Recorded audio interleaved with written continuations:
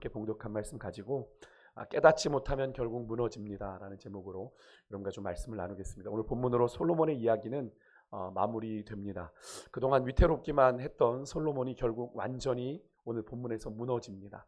그동안 우리가 함께 이제 수요일 혹은 또 금요일을 통해서 살펴보았던 이 솔로몬이라는 인물, 우리가 알고 있었던 것보다 정말 훨씬 많은 부귀와 영화, 명성을 누렸지만 그것이 정말 한여름밤의 꿈처럼 너무나도 한순간에 사라져버리는, 너무나도 한 세대 만에 그 너무나도 화려했던 부귀와 영화가 몰락해버리는, 그의 겉으로 드러나는 찬란한 명성 또 부귀 영화에 가려져서 그렇게 크게 보이지 않았던 영적인 균열들이 결국에는 그의 믿음과 그의 삶을 무너뜨려 버렸습니다. 노골적으로 드러나지 않았던 그의 죄와 그의 실패가 이제는 만천하에 이제 폭로되게 됐는데요. 그 이유는 뭐냐면 그의 마음이 하나님을 떠났기 때문에 그렇습니다. 그의 마음이 하나님을 떠났기 때문에요. 하나님께 그렇게 큰 은혜와 사랑을 받고 누구도 감히 흉내낼 수 없는 그런 믿음의 열매를 맺었던 솔로몬도 그렇게 쓰러졌음을 볼 때 우리는 무엇을 깨달아야 되겠습니까? 제가 늘 말씀드리지만 죄 앞에 장사가 없다라는 겁니다. 너무나도 자명한 사실인데 우리가 별로 인정하고 싶지 않죠. 우리가 좀 믿음 생활 좀 오래 했다 싶으면 그까지 죄쯤이야 내가 이길 수 있을 거라고 생각하시는 분들이 종종 있어요. 근데 여러분, 어느 누구도 자기 자신을 과신해서는 안 됩니다. 목사인데, 장로인데, 권사인데 내가 수십 년, 20년, 30년, 40년 신앙생활 해왔는데 라고 생각하실 수 있지만 여러분, 착각하지 마십시오. 아무리 우리가 수십 년간 신앙생활을 했고 누구도 감히 흉내낼 수 없는 은혜와 복을 받았다고 하더라도 여러분, 우리가 오늘 지금 영적으로 주님 앞에 깨어있지 않으면 우리는 얼마든지 우리 또한 오늘 우리가 몇 주 동안 만났던 솔로몬의 전철을 밟을 수 있는 그런 존재다라는 사실을 우리가 깨달으실 수 있길 바라요. 교계에서 제법 유명한 간증자로 한때 정말 이 교회 저 교회를 다니던 장로님 한 분이 계시는데요. 제가 좀 아는 분인데 한국의 네노라는 교회들은 다 다니며 간증을 하던 분입니다. 근데 그런 분이 지금은 어떻게 됐냐면 아주 교만으로 가득 차서 그 지역에서조차도 고개를 젓는 그런 영적인 골칫덩이로 전락해버린 모습을 보았습니다. 뭐 누구라고 밝혀드릴 수는 없지만, 그러니까 지금 그 몇십 년 전 그 은혜를 그냥 지금도 계속 울거먹고 있는 거예요. 근데 그게 그때의 신앙에 머물러 있는 게 아니지 않습니까? 그 신앙을 디딤돌 삼아 그 신앙이 더욱더 하나님 앞에 거룩하게 드려지고 그래야 되는데 거기에 머물러 있는 겁니다. 그 신앙의 아집과 고집과 교만으로 가득 차서 귀는 닫아버렸어요. 내가 제일 거룩해. 뭐 여의도 순복음 이런 교회까지 다 간증을 다녔으니 뭐 웬만한 목사님들과 어깨를 나란히 하는 것 아니겠습니까? 그죠? 거기 가서 강사님 대접 받으면서 웬만한 목사님들과 어깨를 나란히 하더니 자기가 그렇게 믿음의 수준이 올라 있다라고 생각을 한 거죠. 근데 늘 그렇습니까? 그렇지 않아요. 그것도 한순간에 무너질 수 있다는 걸 알아야 되는데 그것으로 해서 교만이 가득 차니까 누구의 말도 듣지 않는 그런 교만으로 가득 차서 지금은 교계에서 눈살을 찌푸리게 만드는 그런 존재로 전락하는 걸 제가 보았는데요. 여러분, 조심해야 돼요. 정말 조심해야 돼요. 믿음은 누구도 장담할 수 없습니다. 그러니까 늘 하나님의 은혜가, 하나님의 붙드심이, 하나님의 도우심이 있어야 됩니다. 그건 목사도 마찬가지. 오늘 본문을 보시면 솔로몬은요, 애굽의 딸 이외에도 이방인의 많은 여인들과 결혼을 했다고 그래요. 근데 솔로몬이 정략적으로, 정치 전략적으로 그렇게 많은 이방 여인들과 결혼을 했다라고 제가 말씀을 드렸고 또 우리는 그렇게 알아왔는데 오늘 본문 1절과 2절에 보니까 솔로몬이요, 그들을 사랑했대요. 정략적인 것만이 아니었습니다. 그냥 처음에는 정치적인 목적이었는지 모르겠습니다만 자꾸 보니 어떻게 되더라? 사랑하게 되더라. 그죠? 자꾸 세상을 기웃거리다 보면 세상을 사랑하게 되는 거예요. 사도 바울이 데마라는 인물이 사도 바울이 서신서를 보다 보면 세상을 사랑하여 떠나갔다. 그죠? 그런 표현이 나오지 않습니까? 솔로몬이 그들을 사랑했다라고 성경이 기록해요. 물론 이렇게 얘기했습니다. 왕인데 그 정도 처첩을 거느릴 수 있는 것 아니냐라고 그렇게 무시하고 치부할 수 있습니다만 문제는 뭡니까? 사랑하지 말아야 될 대상을 사랑한 것이고요. 또 하나는 너무 많은 여인과 결혼을 하고 사랑을 했다라는 거예요. 특히 솔로몬이 그들을 사랑했다는 사실이 오늘 본문 1절 초반부, 2절 마지막 절에 한 번 더 강조하듯 반복이 되어 나오는데, 그래서 저는 같은 의미인가 봤더니 원문을 보니까 단어가 달라요. 우리 한글로는 사랑하다, 사랑하다 이렇게 번역이 되어 있는데 두 단어가 다르더라고요, 원문으로는. 그래서 앞에 1절 사랑하다라는 이 단어는 히브리어로 아헤브라는 단어인데 그냥 우리가 일반적으로 생각하는 사랑하다라는 의미입니다. 근데 2절의 마지막에 나오는 사랑하다라는 그 의미는 다바크라는 단어더라고요. 다바크. 이건 뭐냐면 사랑하다는 의미가 아니라 달라붙다, 집착하다, 애착을 가지다 이런 뜻이에요. 그러니까 그 의미가 사랑하다는 의미보다 훨씬 더 강화가 된 거죠. 그러니까 솔로몬이 이방 여인들을 내게 어떻게 해요? 푹 빠져서, 그죠? 거기에 집착해서 살아가고 있는 모습을 우리가 떠올리게 하는 그런 장면입니다. 그렇게 이방 여인들에게 푹 빠져버린 솔로몬, 결국 하나님께 애착을 가지고 하나님을 사랑하고 하나님을 헌신해야 되는 그 마음을 결국 누구에게 주고 만 겁니까? 이방 여인들에게 빼앗기고 만 겁니다. 그러니까 그 마음을 빼앗기고 나니까 하나님을 향한 애착이, 하나님을 향한 사랑이, 헌신의 마음이 그에게 남아 있겠어요? 아닌 거죠. 그래서 우리가 예전에 그런 우스갯소리 있죠. 사랑은 움직이는 거야. 여러분, 사랑이 잘못 움직이면 안 돼요. 하나님을 향한 사랑이 잘못 움직이면 그거는 끝나는 거예요. 즉 사랑하지 말아야 될 존재를 사랑하다 보니 그들에게 너무 빠져버려서 정말 사랑해야 될 하나님을 놓치고 만 모습이 바로 솔로몬의 모습이에요. 그래서 솔로몬이 사랑한 여인을 여기 성경에 보니까 이방의 많은 여인들이라는 표현으로 끝나지 않고 이어서 아주 구체적인 나라들이 언급이 돼요. 1절에 보니까 어떤 나라들이에요? 모압, 암몬, 에돔, 시돈, 헷 여인이다 라고 구체적으로 언급합니다. 이들을 소개하기론 모두 이스라엘의 원수일 뿐 아니라 하나님이 모세를 통해서 2절에 보니까 결혼을 금지한, 통혼하지 말고 통혼하게 하지도 말고, 그죠? 그렇게 결혼을 금지했던 민족들이에요. 이미 출애굽기 신명기에서 이미 다 당부하신 말씀입니다. 그러니까 이 말씀은 하나님이 이스라엘을 인도하셔서 그들이 들어가서 차지하게 될 그 약속의 땅에 거주하는 이 여러 민족들, 특히 헷 족속, 기르가스, 아모스, 가나안, 브리스, 히위, 여부스 족속을 쫓아내실 때 이스라엘이 반드시 명심해야 될 것을 당부하셨는데 그 중에 하나가 뭐냐면 그 땅의 족속들과 혼인하지 말아라 라고 하신 당부와 똑같습니다. 그 사실을 오늘 본문 2절에서도 다시 하나님이 언급을 해요. 사실 결혼이라는 문제는 오늘날에는 예전과는 달리 그렇게 큰 문제가 아니죠. 뭐 얼마든지 헤어지고 만나고 결혼하고 뭐 할 수 있는 그런 문제가 되어버렸지만, 그렇지만 결혼이 가지고 있는 인생에서의 의미와 가치가 사라진 건 아니죠. 옛날에 우리 혼인을 뭐라고 얘기했죠? 일륜지 대사다고 얘기했습니다. 그죠? 그 정도로 결혼은 중요한 문제예요. 그래서 왜 한 사람의 인생이 결정되는 문제니까, 그죠? 지금은 너무나 그것이 가벼워졌지만요. 어쨌든 결혼이라는 의미가 가지는 건 중요한 의미를 가지고 있습니다. 새로운 인생이 출발되고 새로운 출발을 하게 되니까. 무엇보다도 그래서 신중하게 처리해야 되는 인생의 문제인데 솔로몬은 그 인생의 그 중요한 문제에 있어서 하나님께 순종하지 않았다라는 것. 그러니까 자신의 뜻, 자신의 필요가 하나님의 말씀을 압도해버린 모습이에요.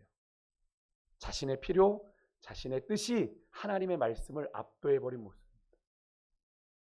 그 결과가 뭡니까? 3절에 나오죠. 솔로몬에게 후궁이 700이요 첩이 300이었다.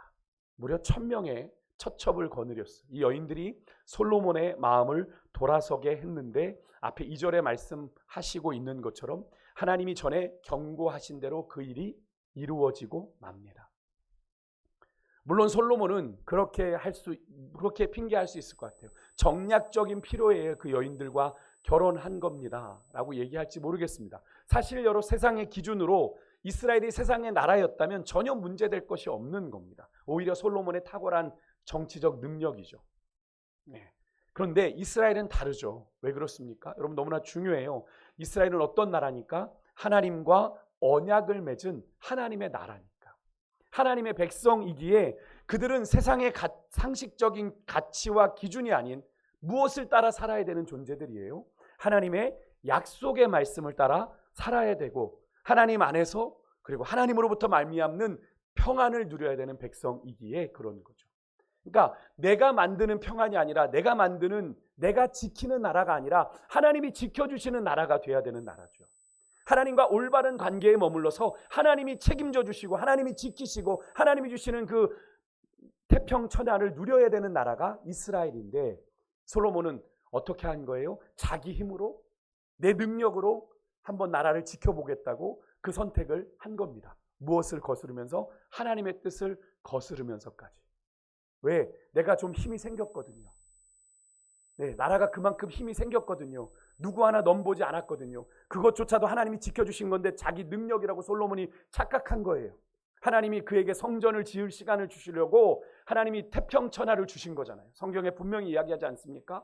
하나님이 그로 성전을 짓는 시간을 충분히 갖게 하시기 위해서 그런 시간을 주셨는데, 솔로몬은 그 시간을 자기의 능력으로 여긴 거예요. 아, 이 정도 힘이면 내가 나를 지킬 수 있겠네? 착각한 거예요. 여러분, 자기가 지키려고 한 겁니다. 근데 여러분, 제가 주일에도 말씀드렸지만 우리 인생이 내가 노력한 대로 그렇게 사라지는 인생인가요? 아니죠. 절대로 아닙니다. 하나님이 지키지 아니하면 파수꾼의 경성함이, 하나님이 세우지 아니하시면 집을 세우는 자의 수고가 헛될 수 있는 게 우리 인생인데, 솔로몬은 내가 그런 부귀영화를 마음껏 누리다 보니 내가 나를 지킬 수 있고 내가 나를 책임질 수 있다고 생각한 거예요. 하나님 없이도 살아갈 수 있다고 생각한 겁니다. 여러분, 이 사실은 오늘 하나님의 백성으로 살아가고 있는 우리에게도 아주 중요한 교훈을 줍니다. 여러분은 어떤 기준으로 세상을 살아가고 계세요? 말씀은 말씀이고 인생은 인생이니, 말씀을 들을 때는 믿음으로 산다고 마음을 먹지만 세상으로 돌아가면 목사님 그렇지 않습니다라고 온갖 세상의 방법을 구하고 계시지는 않습니까? 여러분, 세상의 기준과 방식으로는 전혀 문제가 없는 일이라고 할지라도 그것이 여러분 주님의 말씀에 맞지 않으면 우리 그리스도인들은 하지 말아야 되고요, 그리스도인들은 가지 말아야 됩니다. 그것이 하나님의 사람입니다. 우리가 지켜야 하는 하나님의 말씀의 기준을 버리면 그것은요, 여러분, 우리가 그냥 단순히 말씀을 어기는 문제가 아니라, 여러분, 우리 스스로가 나는 하나님의 사람이 아닙니다 라고 나를 부정하는 행동이 되는 거예요. 왜? 하나님의 말씀과 상관없이 살아가니까. 왜? 하나님의 말씀이 내 안에 있을 때 나는 하나님의 백성이거든요. 근데 이스라엘 백성들이 자꾸 그것을 부정했잖아요. 어기고 떠났잖아요. 하나님을 부정한 거예요. 자기 스스로가 하나님의 언약 백성인 걸 스스로 부정한 행동입니다. 여러분, 과거 하나님께서 시내산에서 이스라엘과 언약을 맺으시면서 그들에게 주신 10계명 무엇입니까? 하나님의 언약을 맺은 하나님의 언약 백성다움을 지키기 위한 최소한의 기준이죠. 그래서 10가지를 말씀해 주신 거잖아요. 너희가 나와 언약을 맺은 백성이라면 너희들이 이 10가지는 꼭 지켜야 돼. 마찬가지입니다. 우리가 하나님의 사람답게 구별되어서 거룩함을 지키는 것은 다른 것이 아니라 여러분, 하나님의 말씀을 따라 살아야 됩니다. 그것이 하나님의 사람됨의 증거가 되는 거예요. 그러니까 세상이 우리에게 요구하는 믿음이라는 건 무슨 믿음입니까? 말씀에 대한 믿음이죠. 세상은 세상의 가치, 세상의 도리, 세상의 상식에 따라 살아가지만 하나님의 사람, 세상도 아는 거죠. 예수 믿는 자들은 최소한 뭘 따라 사는 존재들이다? 잘은 모르지만 말씀대로 사는 존재들이라는 거 아니까 세상이 우리들에게 뭘 요구하는 거예요? 너희들의 믿음을 좀 보여봐. 왜 우리랑 똑같아? 라고 얘기하는 거잖아요. 그렇지 않습니까? 여러분, 그 사실에 솔로몬도 예외가 아니었어요. 그래서 솔로몬도 하나님의 언약 백성을 다스리는 왕으로서 하나님이 지키라 명하신 게 있죠. 말을 많이 두지 말고, 은금을 많이 두지 말고, 마지막 하나 뭘였죠? 여자를 많이 두지 말아라. 신명기 17장 16절 17절에 그렇게 말씀하셨는데 그것을 왕으로서 지켜야 됐는데 솔로몬이 그렇게 지키지 않았던 거죠. 물론 솔로몬이요, 처음에는 100번 양보해서 정치적인 필요에 의해서 그런 결정을 내렸을 거다라고 생각할 수 있을지 모르겠습니다만, 결국에는 그런 그의 어쩔 수 없는 선택이라고 하는 그 선택이 솔로몬의 결정적인 마음마저 움직여버렸죠. 움직이지 말아야 될 사랑의 방향이 바뀌어버렸어요. 그 사실을 오늘 우리가 함께 읽은 말씀을 통해서 확인하게 되는데, 오늘 본문 2절과 3절 보십시오. 솔로몬이 그들을 사랑했고 결국 그 여인들이 솔로몬의 마음을 돌아서게 만들었습니다. 그리고 이어지는 4절에 보면 솔로몬의 마음이 하나님 앞에서 온전하지 못했다. 결국 쪼개어지고 나뉘어져서 결국에는 어떻게 했다? 하나님으로부터 돌아섰다. 여러분 잘 보십시오. 하나님의 말씀에 조금씩 하나님의 말씀을 불신하고 하나님의 말씀에 조금씩 불순종해서 시작된 솔로몬의 선택, 그것은 솔직히 여러분 애굽의 바로의 딸을 이 솔로몬이 가장 자신의 첫 정실 부인으로 선택한 데서부터 저는 문제가 있었다고 생각을 합니다. 예, 하필이면 왜 이스라엘의 여인들 많은데 왜 애굽의 바로 왕의 딸을 자기의 첫 번째 부인으로 선택을 했을까요? 왜요? 애굽을 뒷배 삼으면 자신의 힘이 좋을 거라고 생각했던 거죠. 그 당시에 이집트 문명을 떠올려 봤을 때 충분히 가능한 생각이죠. 그것은 당시의 왕으로서는 어느 나라나 그러니까 다 그렇게 하지 않습니까? 그죠? 어느 나라나 그렇게 동맹을 맺어서 정략 결혼해서 나라를 힘을 기르지 않습니까? 라고 어쩔 수 없는 선택이라는 그럴듯한 핑계로 솔로몬은 자신의 선택을 합리화했고, 그것이 무려 몇 번이나 반복됐어요? 700명, 300명 무려 수백 번 반복되니까 솔로몬의 마음에도 그냥 별로 이제는 거리낌도 없는 거죠. 한번 그렇게 스타트를 끊었으니 하나님 앞에 불순종이 반복되면 여러분 그게 나중엔 죄처럼 느껴지지 않아요. 그냥 익숙해지는 거, 죄에 익숙해져 버리는 겁니다. 그러니까 계속 반복하는 거죠. 그러면서도 어떤 생각을 해요? 솔로몬은 난 하나님이 주신 그래도 지혜가 있는 사람이야. 나는 하나님이 주신 듣는 마음을 가진 사람이야.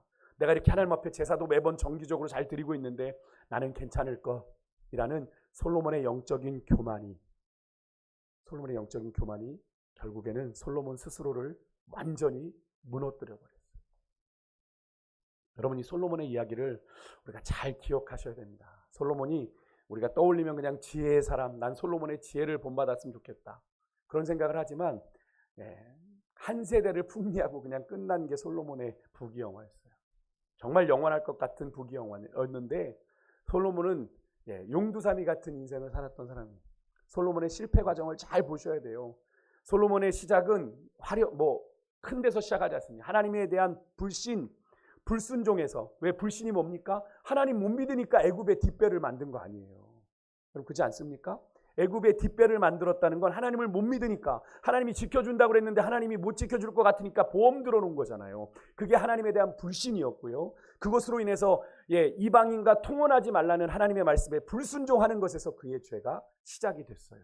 그것이 어쩔 수 없다는, 다른 나라들 다 그렇게 하지 않습니까? 라는 이유로 합리화됐고, 그게 수백 번 반복이 되니까 그래도 내가 하나님께 지혜를 받은 왕인데, 세계가 알아주는데, 세상이 알아주는데 나는 괜찮을 거야 라고 하는 영적인 솔로몬의 교만, 자기 착각, 자기 오해로 이어져서 결국 솔로몬이 한순간에 무너지고 말았다는 사실. 여러분, 이것을 우리에게 적용해 보면 이런 거죠. 나는 당장 손해보고 불편하기 싫어서 하나님께 불순종하며 어쩔 수 없다는 핑계로 그런 나 자신을 합리화하며 그 불순종의 문제를 제대로 영적으로 우리가 처리하지 않다 보니 어떻게 해요? 그런데 그렇게 살았는데 별 문제가 없어, 우리의 삶에. 그죠? 그리 큰 문제도 생기지 않고 어려움도 생기지 않고, 그러는 사이 우리 안에 뭐가 생기는 거? 이런 생각이 자란 겁니다. 내가 수십 년 신앙생활에서 괜찮을 거야. 언젠간 돌이키면 되지. 언젠간 회개하면 되지. 그래도 내가 목사인데, 내가 장로인데, 권사인데, 신앙생활을 해온 연수가 얼만데 라고 하는 그런 교만하고 아니란 생각으로 우리가 죄를 우리 안에 묵혀두는 거예요. 내비두고 방치해 두는 거예요. 근데 그게 여러분, 방치해 둔다고 방치해 두는 건가요? 음식도 방치해 두면 썩는 것처럼 죄도 우리 안에서 썩게 되는 거죠. 영향력을 끼치게 되는 겁니다. 그러니까 자신의 영적인 수준과 상태에 대해서 오해하고 착각하게 되는 것과 마찬가지입니다. 그 결론이 뭐예요? 솔로몬을 완전히 무너뜨렸어요. 오늘 이야기가 그거잖아요. 그 결과가 아주 구체적으로 5절에서 오늘 본문 읽은 8절까지 기록되고 있는데 잘 보십시오. 솔로몬이 따라야 하는 하나님의 말씀을 따르지 않고 불순종하니 따르지 말아야 할 것을 따릅니다. 여러분, 잘 보셔야 돼요. 신앙생활이 여러분, 우리가 되게 단순한 것 같지만, 여러분, 우리가 나도 모르는 사이 내가 하나님의 말씀 따라가지 않으면 내가 그냥 그 자리에 있으려니 생각하지만, 하나님의 말씀 온전히 따라가지 않으면 우리가 자꾸 기웃거리다 따르지 말아야 될 것을 따라가는 게 우리의 신앙생활이에요. 그럼 정말 잘 보셔야 돼요. 5절에 보십시오. 시돈 사람의 여신 아스다롯과 암몬 사람들이 섬기는 가증한 밀곰을 따릅니다. 그들이 섬기는 우상을 따랐다는 거예요. 누가요? 솔로몬이. 6절에서는 솔로몬이 버젓이 여호와 앞에서 이제는 악을 행합니다. 이 단어 처음이에요. 솔로몬이 하나님 앞에서 이렇게 버젓이 악을 행한 적 없었습니다. 그죠? 그런데 이제 버젓이 하나님 앞에 악을 행하고 아버지 다윗의 길도 따라가지 않습니다. 자신이 왕위에 오를 때만 해도 아버지 다윗 때문에 내가 이 자리에 오른 건데 라고 고백했던 그 겸손한 솔로몬이 아버지 다윗의 길을 버렸습니다. 왜? 내가 걸어온 그 길을 보니 아버지 없어도 돼. 다윗 없어도 충분히 나의 길을, 마이웨이를 만들으니까 더 이상 따르지 않는 겁니다. 7절에서 모압에 가증한 그모스와 암몬 자손에 가증한 몰록을 위해, 여러분 계속 가증하다라는 표현을 쓰는 걸 잘 보셔야 돼요. 하나님께서 우상은 가증한 것이라고 그랬어요. 가증한 몰록을 위해 솔로몬이 산당을 지었는데 여러분 어디 지었는지 보시겠어요? 7절에 예루살렘 앞산에, 예루살렘이면 어디입니까? 성전 앞에 버젓이 우상을 섬기는 산당을 누가 지었어요? 솔로몬이 지었어요. 뭐 하나님 앞에 지금 해보자는 거예요. 솔로몬이 어디까지 지금 무너져 내려갔는지를 보십시오. 저는 이 표현이 그냥 나와 있지 않은 것 같아요. 7절에 예루살렘 앞 산에 산당을 지었고, 여러분 이 표현이 왜 나왔을까요? 굳이 앞에는 나오지도 않았는데, 솔로몬이 점점 그저 하나님의 성전이 안중에 없는 존재가 되어가고 있는 겁니다. 8절에 보면 그것이 모압과 암몬의 신들만이 아니라 이방 여인들을 위하여 다 그와 같이 했다. 얼마나 많은 여인들을 산당 다 지어줬으면 아마 성전 앞에 그냥 산당이 우글우글했을 것 같아요. 그렇지 않습니까? 여러분 이 행태가 만군의 주 여호와 하나님을 위하여 그 어마어마한 성전을, 그 화려한 성전을 지었던 솔로몬이 노년에 여러분 어떤 존재로 전락했는지를 보여주는 거예요. 8절에 그의 이방 여인들을 위하여. 솔로몬의 출발은 그의 하나님을 위하여였어요. 그죠? 그의 하나님을 위하여 살았던 인생이 이제는 그의 이방 여인을, 그의 품에 안고 사랑했던, 집착했던 그 이방 여인들을 위하여 그들이 우상에게 제사하기 위한 산당을 지어주는 우상 숭배의 도우미가 되어버렸어요. 우상 숭배의 조력자가 되어버렸습니다. 그렇게 전락해 버렸어요. 근데 여러분, 이런 솔로몬의 죄악은 솔로몬 개인에게만 머물지 않았습니다. 솔로몬의 이러한 행동은요, 즉 곳곳에 이방 여인들이 섬기는 우상들의 산당을 지어주고 그들의 신들에게 제사하는 것을 허용했습니다. 이것이 결국 이스라엘 왕정 역사에, 왕정 시대에 여러분 열왕기상을 쭉 읽어 내려가다 보면 끊임없이 이스라엘을 괴롭힌 우상 숭배의 본거지가 되죠. 그래서 나라 왕들이 이렇게 언급이 될 때 자꾸 나오는 게 뭐냐면 산당들을 부쉈다, 산당들을 세웠다, 뭐 이런 표현들이 계속 반복되어 나오는 게 뭐냐면 바로 이겁니다. 근데 그 시작이 어디예요? 그 이스라엘의 가장 큰 범죄 우상 숭배의 죄가 바로 이 솔로몬 때에 일어났던 거예요. 이 화려하고 이스라엘의 가장 정점을 찍었다고 하는 그 솔로몬 때에 그들의 죄가, 가장 큰 죄가 시작이 되었다. 너무나도 안타까운 결말이지 않습니까?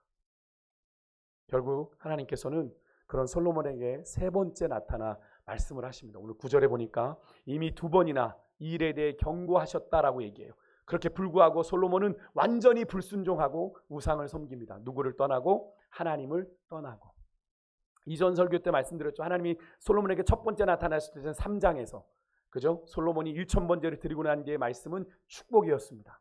그때는 솔로몬이 즉위한 직후였기 때문에 하나님을 참 많이 사랑했고 하나님의 말씀을 기뻐했고 자신의 만족이 아니라 자신을 부르신 하나님의 영광에 그의 인생에 초점이 맞춰져 있었어요. 누구보다 순전하게 하나님만을 원합니다. 주님만을 원합니다. 그런데 솔로몬에게 두 번째 나타나실 때는 어떤 순간이에요? 경고의 말씀을 주셨죠. 9장이었습니다. 우리가 같이 살펴봤었는데 그의 삶에서 죄악의 모습들이 스멀스멀 드러나기 시작했고 그의 인생의 중심이 하나님에게서 누구에게로 옮겨가기 시작합니까? 자신에게로. 나 솔로몬. 솔로몬이 자꾸 자신의 명성, 자기의 걸 드러내 보여주고 싶어 하는데 혈안이 되어버리고 있는 거예요. 마지막 오늘 본문에서 만나는 이 세 번째 말씀은 결국 하나님이 솔로몬에게 뭘 선언하시냐면 심판을 선언해요. 하나님의 경고에도 불구하고 결국 솔로몬은 죄에 무릎을 꿇고 말았습니다. 돌이킬 기회 주셨는데, 깨달으라 말씀하셨는데 솔로몬이 하나님을 버리니까, 결국에는 버리니까 결국 하나님도 솔로몬과 솔로몬 나라의 그 영광을 거두어 가십니다. 11절에 보십시오. 내가 반드시 이 나라를 내게서 빼앗아 내 신하에게 주리라. 아시죠? 여로보암이 10개의 지파를 이끌고 북이스라엘을 만들어버리지 않습니까? 12절에서 그래도 그 시기는 하나님 아버지 다윗을 봐서 솔로몬 당대에는 하지 않고 그의 아들 르호보암 때에 그 일을 하시겠다라고 말씀합니다. 심판의 유예 13절에 다 빼앗지 않고 한 지파를 솔로몬의 아들에게 주신다라고 약속합니다. 여러분, 이 모든 심판의 하나님의 유예가 솔로몬을 보고 하신 게 아니라 누구에게 주신 약속 때문에, 그의 아버지 다윗에게 주신 약속 때문에. 정말 언약의 신실해요. 하나님은 그 화가 난 중에도, 정말 진노 중에도 긍휼을 잃지 않으시는 하나님이신 것을 우리가 다시 이 솔로몬에게 심판을 선언하시는 이 모습에서 우리가 확인하게 되죠. 그러니까 여러분, 하나님이 진노하십니까? 여러분의 인생 가운데 혹시라도 내가 하나님 앞에 범죄함으로 하나님의 진노하심이 느껴질 때, 여러분 그 순간 돌이키는 게 은혜예요. 그 순간 돌이키는 게 더 너무 늦었어라고 생각하지 마시고 그때가 돌이킬 때입니다. 왜? 하나님은 진노 중에라도 뭘 잊지 않으시니까? 긍휼을 잊지 않으시니까. 말씀을 마치겠습니다. 오늘로 우리가 솔로몬에 대한 말씀을 좀 마치겠는데, 결국 솔로몬의 이야기가 여러분 우리에게 주는 믿음의 교훈이 무엇입니까? 신앙을 지키는 것 결코 쉽지 않다. 그래서 우리가 늘 겸손하게 정말로 지속적으로 신앙에 대한 노력이 필요하다는 걸 이야기해줘요. 은혜 받은 것, 은혜를 받은 것 반짝해서 그럴 수 있어요. 그런데 그 은혜가 지속되기 위해서는 우리가 정말로 노력해야 돼요. 솔로몬은 하나님을 사랑했던 사람입니다. 하지만 솔로몬은 그 사랑을 누구와 다른 것에 나누었습니다. 사랑하지 않아야 하는 것을 사랑하기 시작했고, 죄인 줄 알면서도 그대로 방치한 채 스스로를, 그 범죄하는 자신을 합리화하며 자기의 되도 않는 영적인 수준을 과신하다가 결국 어떻게 해요? 죄에 무참히 무너지고 말았습니다. 여러분, 우리 인간 스스로의 힘으로는 절대로 여러분 죄와 싸워 이길 수 없기 때문에 우리는 늘 깨어 있어야 되는 것이고요. 여러분, 우리의 믿음을 절대로 과신하지 마시기 바랍니다. 악은 모양이라도 버리라는 이 말씀 여러분 절대로 잊으시면 안 돼요. 왜 악은 모양이라도 버리라는 이야기를 했을까요? 악은 모양만으로도 우리에게 영향을 줄 수 있으니까. 그러니까 가볍게 여겨서는 안 되는, 뭐 이것쯤이야, 괜찮아 이것쯤은 넘어가도 괜찮아 라고 얘기하는 것이 우리의 심령을 사로잡을 수 있다. 여러분, 솔로몬은 하나님의 백성을 다스리는, 하나님의 다스림을 받는 왕이면서도 점점 그의 시선이 하나님에게서 자신에게로 가니까 누구를 흉내내기 시작했냐면 세상 나라들을 흉내내기 시작했습니다. 세상 나라들의 왕들을 흉내내기 시작했고, 세상의 방식으로 하나님이 맡기신 나라를 통치해가기 시작했고, 그로 인해 그의 인생에, 그의 삶, 그의 통치에 영적인 틈새가 벌어졌고, 그렇게 솔로몬 인생 가운데 그렇게 스며든 죄가 걷잡을 수 없이 솔로몬의 삶을 오염시켜서 결국에는 버리지 말아야 하는 하나님을 버리고 떠나게 되었다라는 사실을 우리가 절대로 잊어서는 안 될 거예요. 여러분, 솔로몬의 이야기가 우리와는 그렇게 상관없는 이야기처럼 들리실지 모르지만, 여러분, 죄의 유혹과 공격이 이렇게 무섭고 집요합니다. 하지만 이에 맞서는 우리의 믿음은 사실 너무나도 연약한 것이 사실이죠. 그래서 우리는 늘 하나님의 도우심을 구해야 돼요. 하나님, 오늘도 주님 뜻대로 살아갈 힘과 능력을 주십시오. 이게 막연한 기도가 아니고 정말 그런 간절한 고백이었으면 좋겠어요. 그리고 우리는 매일 하나님, 내가 죄와 싸워 이길 수 있는 힘을 주십시오 라고 간구하며 매일매일을 살아가야 돼요. 왜? 우리의 힘으로는 절대로 죄를 이길 수가 없으니까. 그리고 무엇보다도 우리가 지킬 만한 것보다 무엇을 지켜요? 우리의 마음을 지키셔야 됩니다. 잠언의 말씀처럼 죄의 유혹이 우리의 마음에 싹 트지 못하도록. 여러분, 우리의 마음 나도 몰라 뭐 그런 노래 가사들이 있지만, 그래도 내 마음은 누가 제일 잘 알아요? 내가 제일 잘 알잖아요. 내 마음에 어떤 게 요동치고 어떤 감정이 막 하고 있는진 내가 나밖에 모르잖아요. 누가 내 마음속을 들여다보겠어요. 주님은 아시지만, 그죠? 나의 마음, 그러니까 내 마음이 그런 것들이, 죄의 유혹이 엄습해 오는 걸 내가 느끼잖아요. 그럴 때 어떻게 해요? 하나님, 내 마음에 이런 생각이 엄습해 옵니다. 하나님, 나를 붙들어 주십시오. 내가 이 죄와 싸워 이기게 도와주십시오. 기도해야 돼요. 그래서 우리가 늘 우리의 마음을 말씀의 거울 앞에 비춰서 점검해야 되고요. 늘 깨어 분별하고 말씀을 붙잡을 수 있어야 되는 겁니다. 우리의 마음이 오직 하나님만을 향하도록, 하나님의 뜻에서 벗어나지 않도록 우리는 계속 기도해야 되는 거예요. 그럼 성령께서 우리를 주장하고 붙드시지 않으면 우리는 얼마든지 하루에도 수없이 넘어지고 쓰러질 수 있는 연약한 존재다 라는 사실 여러분 기억하시고 여러분 오늘 이 밤에 우리가 좀 그렇게 기도하며 나아갔으면 좋겠어요. 성령의 강권적인 주장하심이 하나님 내 삶에 있기를 원합니다. 주님 나를 온전히 주장하여 주시고 나를 다스려 주십시오. 그리고 주님의 생각이 주님의 마음이 내게 부어지는 인생 되게 해주십시오. 그래서 끝까지 주님이 원하시는 그 길을 걸어갈 수 있도록 하나님 도와달라고 이렇게 간구하며 나아가는 오늘 이 밤이길 원합니다. 우리 같이 찬송가 우리